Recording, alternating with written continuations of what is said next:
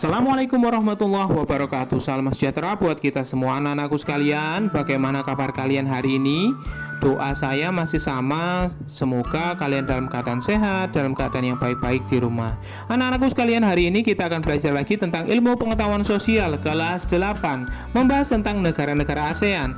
Yang akan kita bahas kali ini adalah 4 negara sekaligus, yaitu mengenal lebih jauh dari Malaysia, Singapura, Brunei, dan Filipina.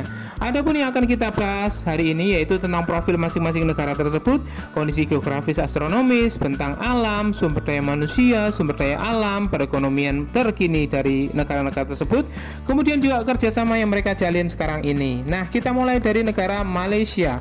Ini adalah profil negara Malaysia ya. Nama resminya adalah Federation of Malaysia. Ibu kotanya Kuala Lumpur, pemerintahnya adalah monarki, tepatnya adalah kesultanan. Kepala negaranya adalah Sultan yang di-Pertuan Agung, sementara kepala pemerintahnya adalah Perdana Menteri. Sekedar informasi, kondisi politik yang sekarang ya di Malaysia sekarang masih terguncang. Ini pasca kejadian Perdana Menteri mengambil keputusan yang dianggap keputusan itu belum mendapatkan atau tidak direstui oleh Sultan yang ada di Malaysia, sehingga ternyata itu berbuntut panjang sampai sekarang. Semoga permasalahan yang ada di Malaysia cepat selesai ya.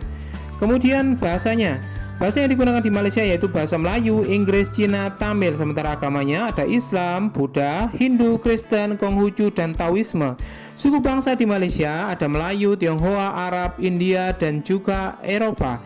Jumlah penduduk di Malaysia 32,4 juta jiwa. Ini bersumber dari World Meter Population bulan Januari 2020. Kalian boleh mencantumkan jumlah yang berbeda asalkan tahu sumbernya dan kapan diambil data tersebut. Tidak masalah ya, yang penting itu soalnya.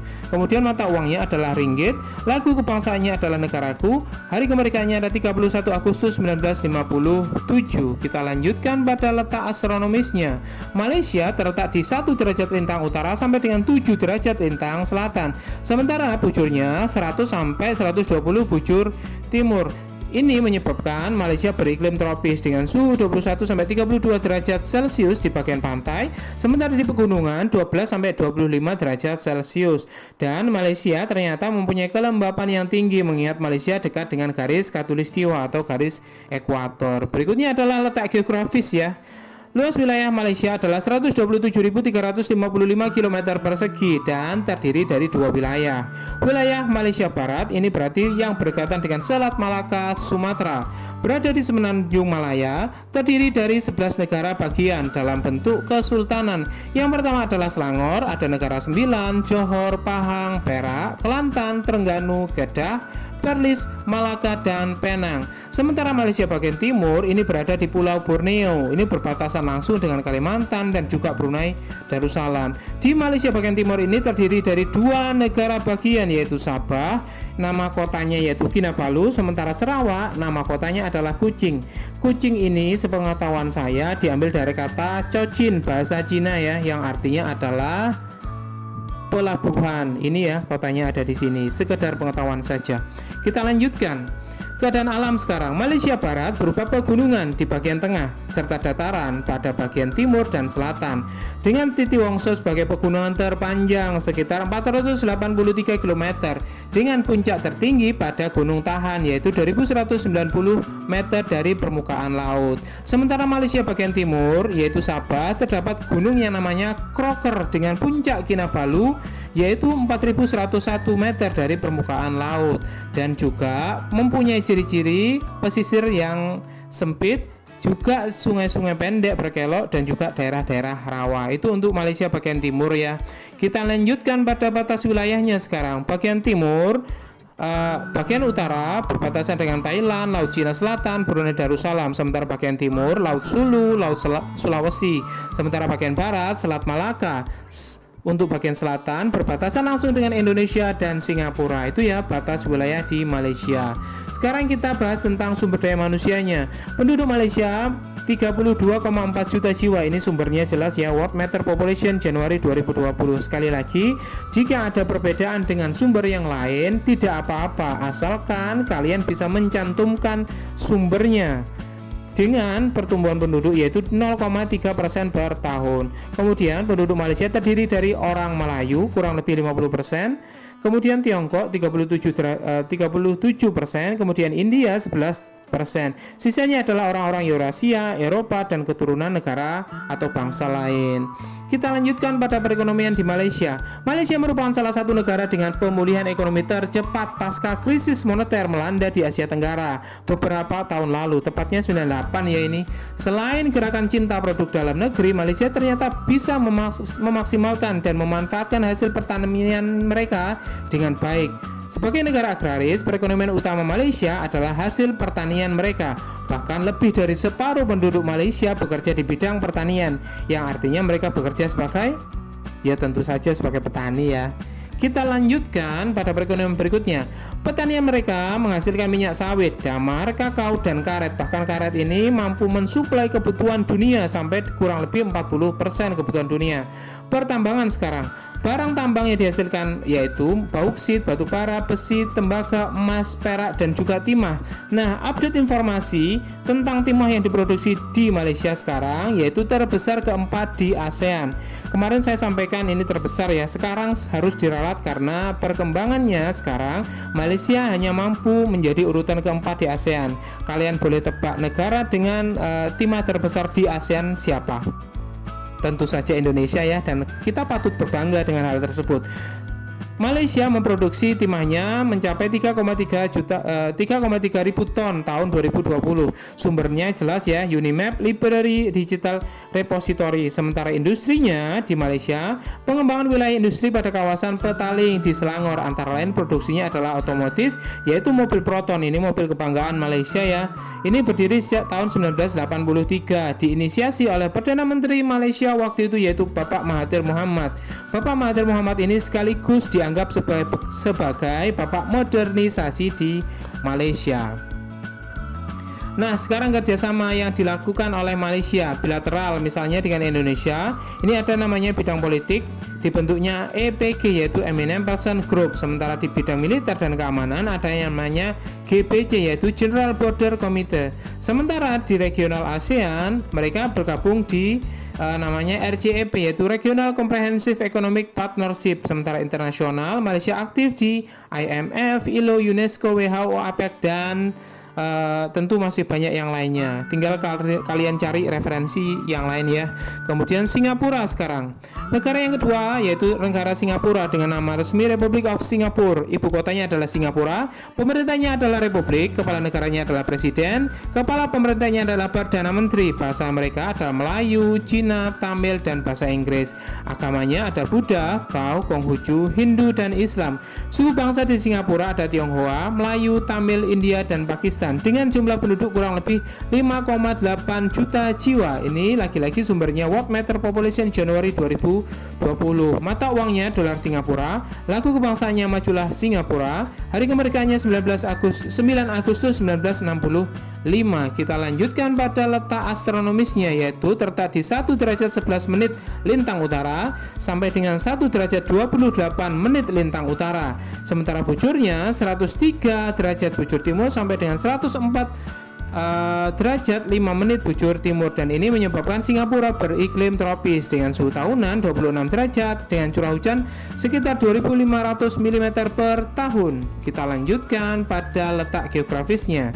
Luas wilayah Singapura yaitu 697 km persegi. Ini pernah saya sampaikan, luasnya hampir sama dengan ibu kota kita yaitu ibu kota Jakarta. Pulau utamanya yaitu Pulau Singapura yang dikelilingi kurang lebih 50 pulau kecil. Singapura juga melakukan reklamasi atau pengurukan laut. Ini bertujuan untuk memperluas daratan di pulau-pulau mereka. Sementara sungai terbesarnya adalah Sungai Kalang, kemudian disusul Sungai Serangon, Sungai Kranji, Sungai Singapura yang dimanfaatkan untuk transportasi, irigasi, dan pembangkit listrik tenaga air. Kemudian kita lanjutkan pada keadaan alam sekarang. Keadaan alam yang menonjol di Singapura, titik tertingginya ada di Gunung Timah yaitu 178 meter, sementara titik terendahnya di Selat Singapura 0 meter. Sungai terpanjangnya yaitu Sungai Kalang atau Kalang River, ini 10 km saja. Kemudian batas wilayahnya sekarang, utara berbatasan dengan Malaysia yang dipisah Selat Johor, sementara selatan Selat Singapura dan Indonesia, bagian timur Selat Malaka dan Malaysia, sementara bagian timur Laut Cina Selatan. Kita lanjutkan pada sumber daya manusia sekarang. Penduduk Singapura mencapai 5,85 juta jiwa. Ini lagi-lagi diambil dari World Meter Population Januari 2020. Dengan pertumbuhan penduduknya kurang lebih 1,1 per tahun. Penduduk Singapura terdiri atas orang Tiongkok, ini terbesar ya, 75%. 78%, Melayu 14%, kemudian disusul India 7%, dan sisanya adalah keturunan bangsa lain. Kemudian perekonomian di Singapura.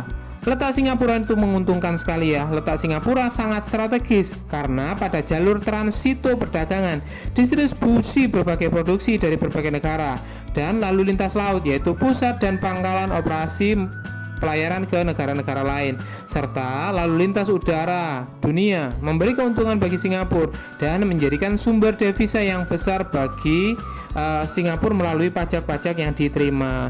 Semua kemajuan teknologi dan informasi dari belahan dunia juga dapat diterima dan diadopsi dengan sangat cepat di Singapura karena perlintasan itu tadi ya. Kemudian Singapura jelas bukan negara kaya sumber daya alam. Oleh karenanya mereka memfokuskan menjadi negara pariwisata dan industri. Adapun industri di Malaysia yaitu industri di Singapura yaitu Singapura mengembangkan industri di bidang elektronik, bahan kimia, keuangan, dan perbankan. Juga ada turisme yaitu pariwisata dan perdagangan. Kemudian pariwisata ini hampir seluruh daerah Singapura dimanfaatkan sebagai tempat wisata. Sementara pertanian menggunakan teknologi hidroponik karena lahannya sempit ya. Ini biasanya dilakukan di atas-atas gedung di Singapura. Hasilnya adalah buah untuk pemenuhan dan kebutuhan dalam negeri. Ada buah, ada sayur, macam-macam ya. Kemudian kita lanjutkan pada kerjasamanya. Kerjasama yang dikembangkan Singapura lebih banyak bergerak pada sektor ekonomi. Singapura merupakan salah satu negara pendiri ASEAN bersama Malaysia, Indonesia, dan Thailand. Sumber bahan mentah industri banyak didatangkan dari negara-negara di kawasan Asia Tenggara lainnya, termasuk Indonesia. Pada forum-forum internasional, Singapura banyak mengambil perannya seperti di APEC, WTO, atau ADB, juga badan-badan yang ada di PBB. Itu Singapura ya. Sekarang kita lanjutkan pada Brunei Darussalam. Nama resminya adalah Brunei Darussalam, ibu kotanya Bandar Seri Begawan, pemerintahnya adalah Kesultanan, kepala negaranya adalah Sultan, kepala pemerintahnya adalah Perdana Menteri yang dipegang oleh Sultan sendiri.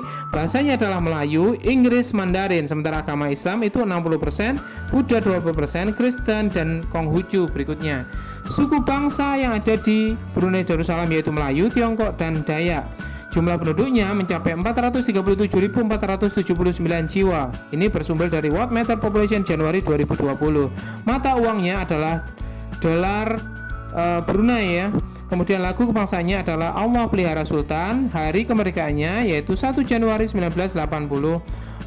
Kita lanjutkan pada letak astronomisnya. Terletak di 4 derajat lintang utara sampai dengan 5 derajat lintang utara, dan 114 derajat bujur timur sampai dengan 115 derajat bujur timur. Ini menyebabkan Brunei juga beriklim tropis dengan suhu rata-rata tahunan 27,8 derajat Celcius dengan curah hujan yang relatif tinggi mencapai 2.500 sampai 4.000 mm per tahun. Kita lanjutkan sekarang letak geografisnya. Luas wilayah Brunei yaitu 5.770 km persegi saja, sementara batasnya ada di bagian utara yaitu Laut Cina Selatan, sementara selatan, barat, dan timur berbatasan dengan Malaysia saja. Ini ya tampilan dari negara di Brunei Darussalam. Kita lanjutkan pada keadaan alam. Negara Brunei Darussalam terbagi menjadi 2 bagian, yaitu bagian timur yaitu terdiri atas 3 daerah, yaitu daerah Tutong, Belait, dan Brunei. Sementara bagian timur adalah daerah Temburong. Nah, kita lanjutkan pada keadaan alam sekarang. Pantai utara Brunei, terdapat Teluk Brunei yang berupa dataran dengan luasan yang relatif luas maksudnya.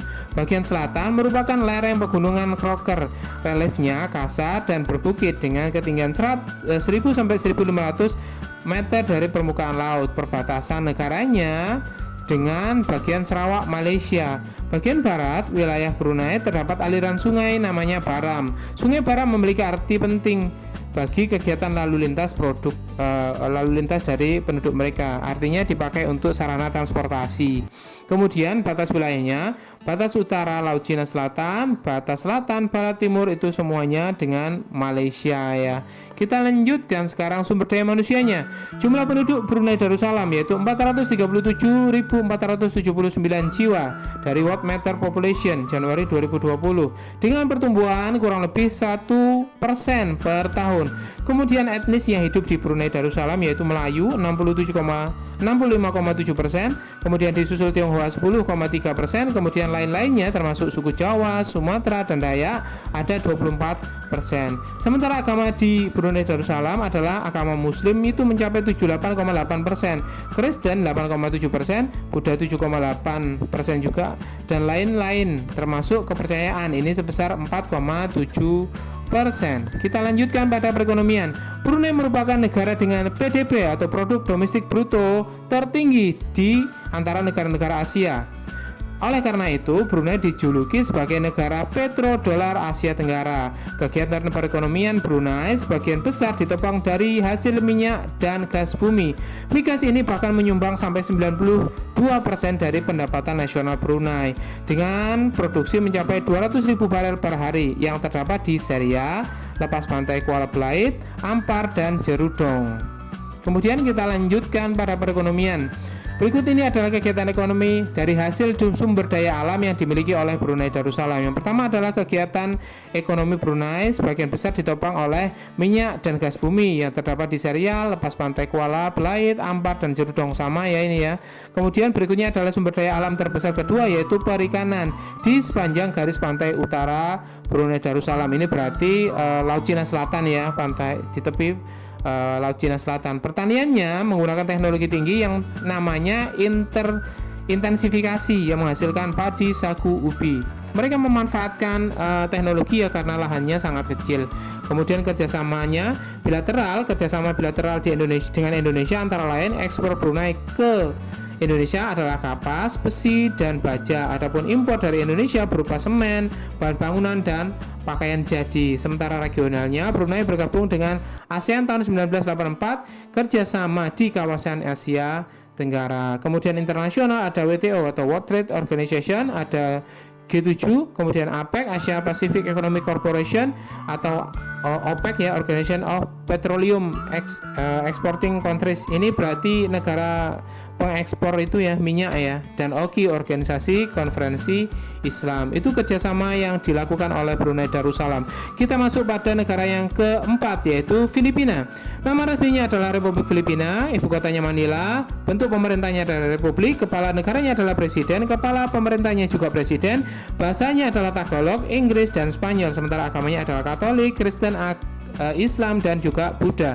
Suku bangsa di sana adalah Filipino, ini campuran ya. Kemudian Tionghoa, Mestizo, Eropa, dan Amerika. Jumlah penduduknya mencapai 109.581.078 jiwa. Ini lagi-lagi di World Meter Population Januari 2020.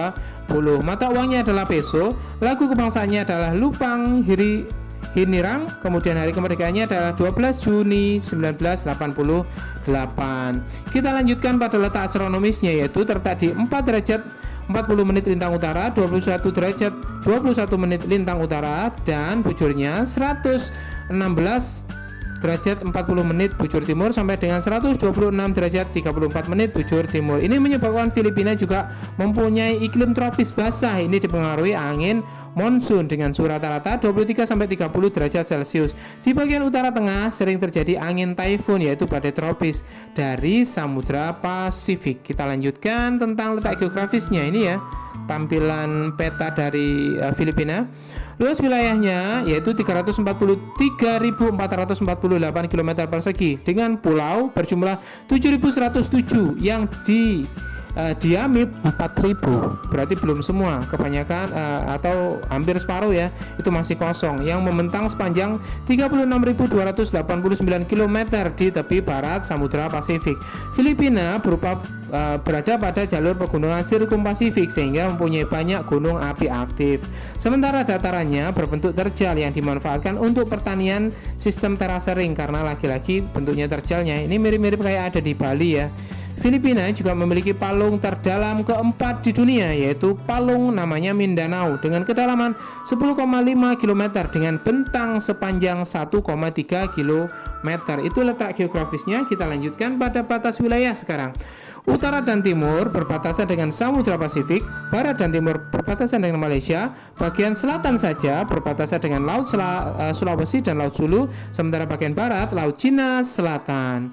Kita lanjutkan tentang keadaan alam sekarang. Bentang alam Filipina hampir seluruhnya pegunungan dengan pesisir landai dan sempit. Pulau besar ada namanya Pulau Luzon, Pulau Mindanao, Mindoro, dan Bohol. Ada juga Pahlawan dan Cebu. Ini Pahlawan ini nama itu ya, nama pulau juga ya, jangan salah. Kemudian danau terbesar adalah Danau Loguma Depai, ini di Pulau Luzon, dan juga Danau Sultan ada di Aloton. Ini adanya di Pulau Mindanao. Kemudian titik tertinggi ada di Gunung Apu yaitu 2.954 meter, sementara titik terendahnya Palung Laut Mindanao tentu saja ya. Kemudian sungai utama mereka namanya Cagayam, Pampanga, Akno di Luzon, dan Agusan di Mindanao. Kita lanjutkan tentang sumber daya manusia sekarang. Penduduk Filipina berjumlah 109.581.078 jiwa. Ini bersumber dari World Meter Population Januari 2020 dengan pertumbuhan penduduknya mencapai 1,4% per tahun. Etnis yang ada di Filipina terbesar adalah Mestis atau Filipino. Ini sama ya, Mestis atau Filipino itu etnis yang sama, yaitu campuran antara Melayu dan Spanyol. Ini keturunan Spanyol berarti. Kemudian disusul Melayu, Spanyol, Moro, Negrito. Sementara agama di sana, sebagian besar penduduk Filipina beragama Katolik Roma mencapai 85%. Kemudian disusul oleh Kristen 5%, ada Buddha 3%. Kemudian untuk Islam ini hanya ada di suku Moro di Pulau Mindanao dan juga Pulau Palawan beragama Islam semua di sana, kurang lebih 7%. Kita lanjutkan pada perekonomian sekarang. Dalam perekonomiannya, Filipina mengandalkan pertanian yang menghasilkan beras, kelapa, jagung, tebu, dan sebagainya. Bahkan Filipina memiliki tempat penelitian padi terbesar di Asia Tenggara yang didirikan oleh IRRI International Rice Research Institute yang menemukan jenis padi IR36 dan IR38 yang tahan wereng. Ini juga dipakai di Indonesia ya. Kemudian kita lanjutkan perekonomian berikutnya. Filipina sangat kaya akan hasil tambang seperti emas, perak, besi, mangan, dan timah. Hasil hutan menghasilkan kayu dan rotan. Sementara di sektor pertanian, Filipina menghasilkan kelapa atau kopra dan abaka terbesar di dunia. Sektor kelautan Filipina sangat melimpah, bahkan ikan dijadikan sebagai makanan pokok kedua setelah beras. Ini disebabkan karena perairan teritorial Filipina yang mencapai 640.000 mil persegi, menjadikan Filipina menjadikan negara yang sangat kaya dengan setidaknya di sana ada 65.000 spesies ikan ya. Sementara ada sekitar 2.400 ikan memiliki nilai komersial, artinya 2.400 ikan itu bisa dijual gitu ya. Kemudian kerjasama di Filipina dan Indonesia telah lama menjalin hubungan perdagangan. Indonesia banyak mengekspor minyak bumi mentah, biji besi, baja, dan aluminium. Sementara itu, Filipina mengekspor gula, kopra, dan hasil pertanian dan perkebunan lain ke Indonesia. Kerjasama kedua negara hingga saat ini telah berkembang dalam hal-hal misalnya seperti perjanjian pemberantasan terorisme di wilayah kedua negara dan juga kerjasama lainnya. Cari referensi lagi ya, biar semakin lengkap. Nah, itu tadi tentang mengenal negara-negara di ASEAN, khususnya untuk Malaysia, Singapura, Brunei Darussalam, dan Vietnam. Semoga setelah menyimak video tersebut kita semakin tahu kondisi di negara-negara tersebut.